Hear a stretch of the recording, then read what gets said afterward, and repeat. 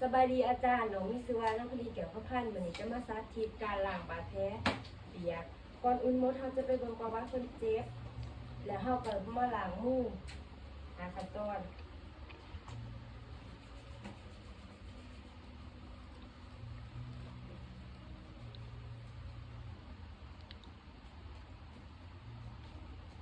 แล้วเราก็จะมาใส่ผ้าอัดปาก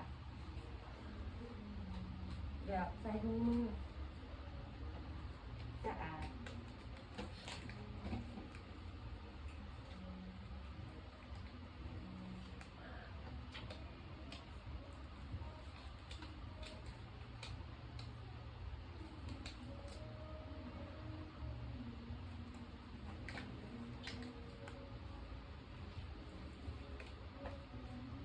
หลังจากนั้นเราก็เข้าไปหาคนเจ็บเพื่อประเมินบาดแผลของคนเจ็บ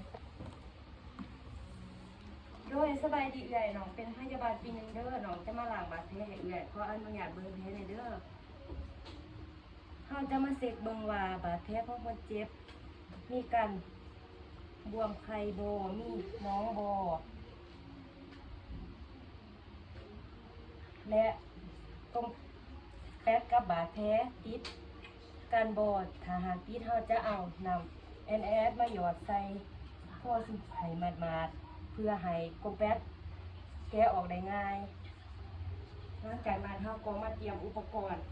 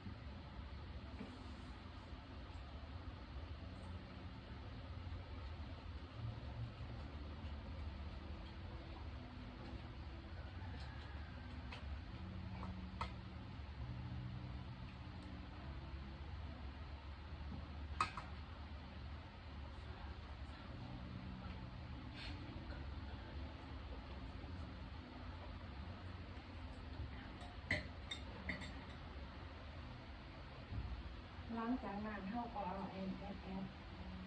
ไม่หยอดทีเดี๋ยวไม่หยอดไป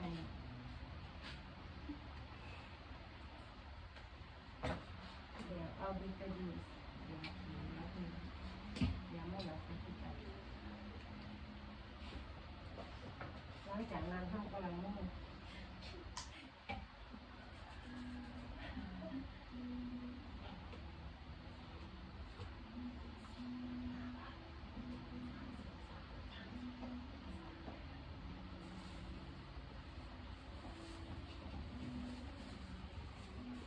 ขออนุญาตเรื่อยๆเข้าก็มาล้างมืออีกครับ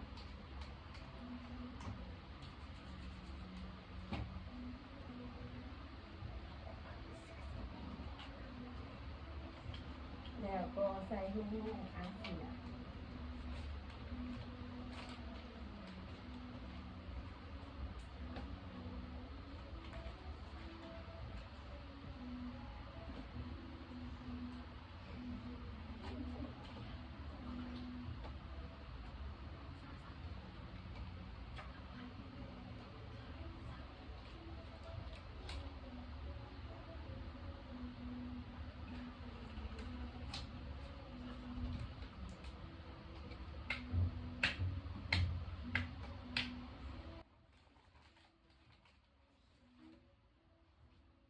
ส่ถุงมือเสือเดี๋ยวมันจับอันนั้นบ่ได้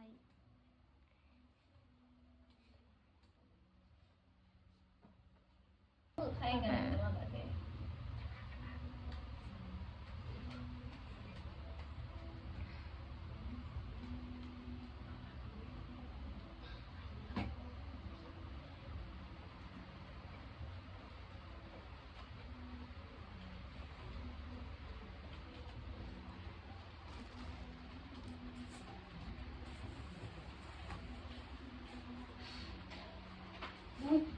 เขาจะเสร็จจะได้ออกมา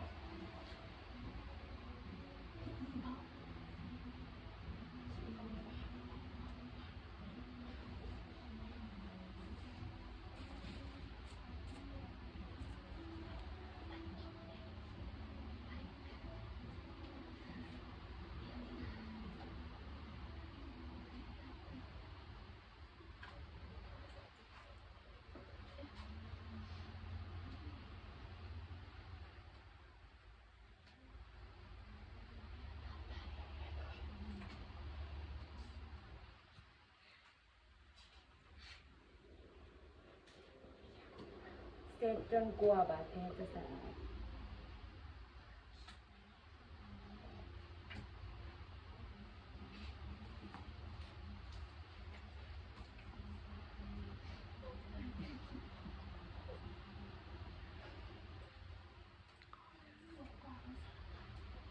ถ้าสะอาดแล้วเขาจะใส่สำลี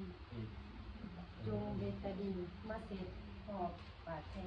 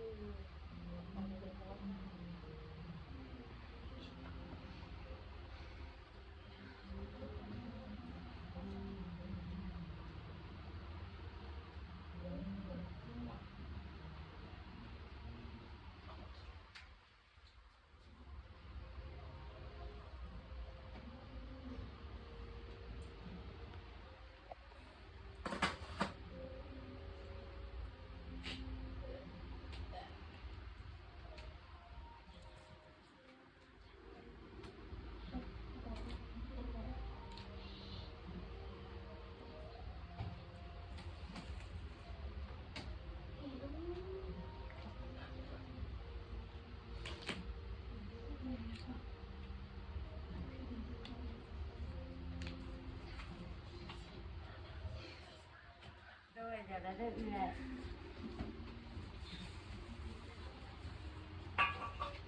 หลังจากนั้นเราก็มาเก็บเกียรอุปกรณ์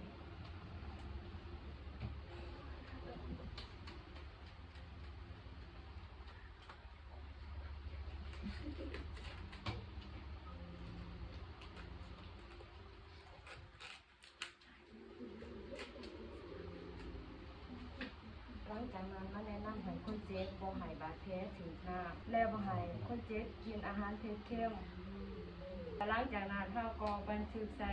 สมุดบันทึกการพยาบาลขอบใจ